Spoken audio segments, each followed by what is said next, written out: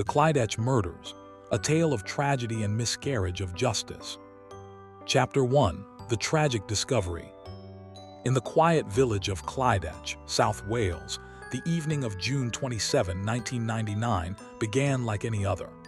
The community, nestled amidst the rolling hills, was known for its peaceful ambience and close-knit relationships. However, that night the tranquility was shattered. At approximately 10:30 p.m., emergency services received a distressing call. A neighbor had discovered a horrific scene at the home of the Davies family. Inside, the bodies of Gwenda Davies, her daughter Kirsty, and her partner Eugene Martin were found brutally murdered. The brutality of the crime was staggering. Each victim had been beaten with knives, metal files, a belt, and pieces of wood. The ferocity of the attack suggested a personal vendetta, and the community was left in shock.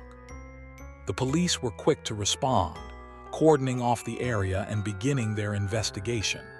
Initial reports indicated that the victims had been attacked in their sleep, with no signs of forced entry. This led investigators to believe that the perpetrator was someone known to the victims, possibly someone they trusted. Chapter 2. The investigation begins. Detective Chief Inspector Gareth Rees was assigned to lead the investigation.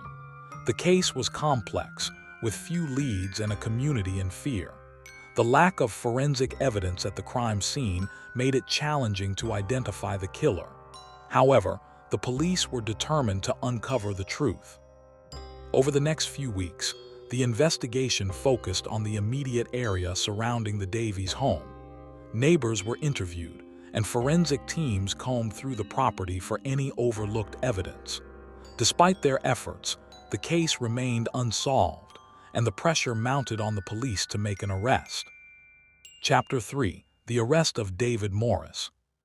In September 2000, more than a year after the murders, the police made a breakthrough. David Morris, a local man with a history of minor offenses, was arrested in connection with the Clydach murders. Morris had been known to the Davies family, and his arrest came after a lengthy period of surveillance and investigation.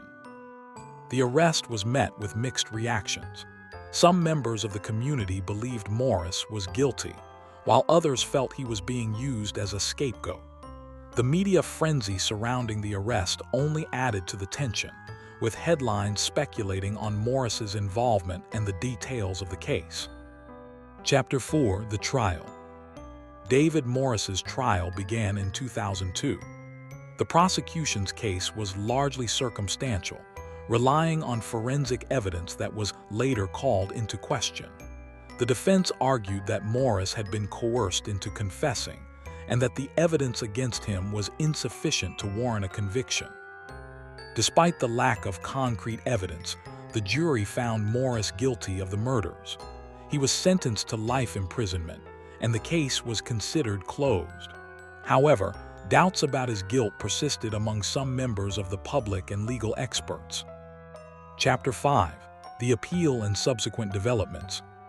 In 2017, after serving 15 years in prison, David Morris's legal team filed an appeal against his conviction. New forensic evidence had emerged, suggesting that the DNA found at the crime scene did not match Morris's. This revelation prompted the Court of Appeal to quash his conviction, and Morris was released from prison. The decision to overturn the conviction raised serious questions about the original trial and the evidence presented. Many wondered how a man could be convicted and imprisoned for a crime he did not commit. The case highlighted the potential for miscarriages of justice within the legal system and the importance of rigorous standards in criminal investigations. Chapter 6. The Aftermath. The Clydach murders remain unsolved, and the true identity of the killer is still unknown. The case has had a lasting impact on the community of Clydach, leaving residents grappling with the trauma of the murders and the subsequent miscarriage of justice. In the years following the case, there have been calls for a reinvestigation into the murders.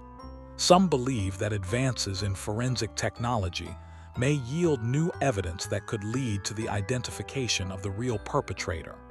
Others argue that the case should be left closed to allow the community to heal and move forward. Chapter 7. Reflection. The Clydach murders serve as a poignant reminder of the complexities of criminal investigations and the potential for errors within the justice system. They underscore the necessity for thorough and unbiased investigations, the importance of safeguarding the rights of the accused, and the need for continuous scrutiny of legal proceedings to prevent miscarriages of justice. As the community of Clydach continues to seek closure, the hope remains that one day the truth will emerge and the victims will receive the justice they deserve.